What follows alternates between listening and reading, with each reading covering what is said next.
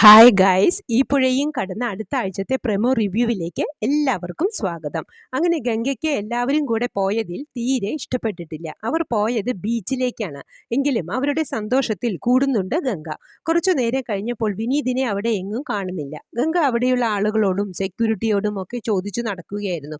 കുറച്ചു കഴിഞ്ഞപ്പോഴുണ്ട് വിനീതും സലീമിക്കയും കൂടെ കണ്ണടയും ബലൂണും പീപ്പിയും കാറ്റാടിയും ഒക്കെ വാങ്ങിക്കൊണ്ട് ഓടി വരുന്നു. ഇത് കണ്ടപ്പോൾ ഗംഗയ്ക്ക് ചിരി വരുന്നുണ്ട്. പിന്നീട് നരേന്റെ വീട്ടിൽ മുത്തശ്ശൻ രഘുനാഥന് ഭയങ്കര വിഷമമാണ്.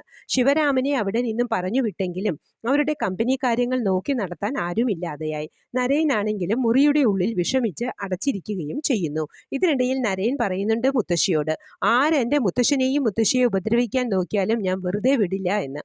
ഇത് കേട്ട് രഘുനാഥന്റെ കാലിൽ പിടിച്ച് മാപ്പ് പറയുന്നുണ്ട് നമ്മുടെ ശിവരാമൻ.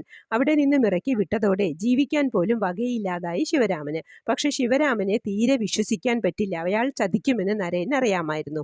ഇതേ സമയം കാവേരിയുടെ വീട്ടിൽ ജയപാലൻ വീണ്ടും വരുന്നുണ്ട്. കാവേരിക്ക് ആ തോട്ടത്തിന്റെ കാര്യത്തിൽ തന്നെ സംശയമുണ്ട് എന്ന് ജയപാലൻ നന്നായി അറിയാം. താനാണ് ആ കാശ് മുഴുവൻ കൊടുത്ത് അത് വാങ്ങിയത് എന്ന് വരുത്തി തീർക്കാൻ സുജാതയുടെ മുന്നിൽ അഭിനയിക്കുകയാണ് ജയപാലൻ.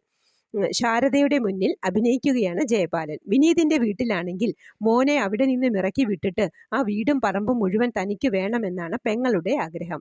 അതിനായി ഭർത്താവിനെയും അവിടെ തന്നെ താമസിപ്പിച്ചിട്ടുണ്ട്. പക്ഷേ സുജാത പറയുന്നുണ്ട്, മോൾ എൻ്റെ സ്വത്തുവകകളും എല്ലാം കണ്ട് ഇവിടെ നിൽക്കണം എന്നില്ല, വേഗം തന്നെ സ്ഥലം വിട്ടോ എന്ന്. ഇതിൽ കേൾക്കുമ്പോൾ മരുമകന് ദേഷ്യം വന്ന് കുടിച്ച് കത്തിയുമായി സുജാതയെ വിരട്ടുന്നു.